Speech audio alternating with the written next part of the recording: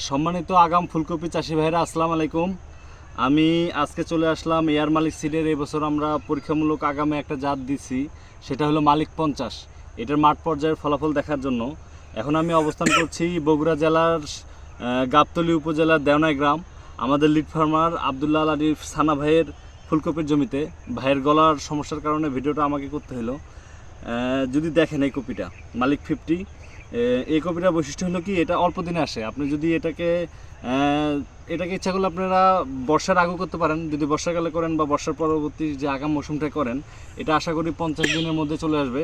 আর এই কপির সবচেয়ে ভালো গুণ হলো কি, এর জ্যাকেটিংটা খুব ভালো। চারপাশে পাতার যে গাঁথনিটা, আপনার কোনো লিকেজ পাবেন না। যদি ভালোভাবে দেখেন কোনো লিকেজ নাই। তাহলে কি হবে, বর্ষাকালে যে বৃষ্টি হয়, এই বৃষ্টির যে একটা বাষ্প আসে, এটা ফুলকপিতে হিট করবে না, যে ফুলকপিতে পচে যাবে, এটা হবে না। পাশাপাশি এর কম্প্যাক্টনেস দেখেন, এটা খুব শক্ত একটা কপি।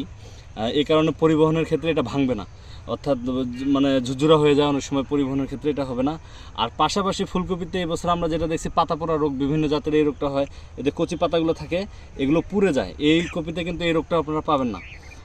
তো আমি যারা ফুলকপি চাষ করেন, একটু আগাম করেন, আপনাদের টার্গেট থাকে যে কপি কেটে হয়তো অন্য একটা সবজি করবেন, তাদের জন্য এই কপিটা একটা ফার্স্ট চয়েসে রাখবেন আপনারা, মালিক 50।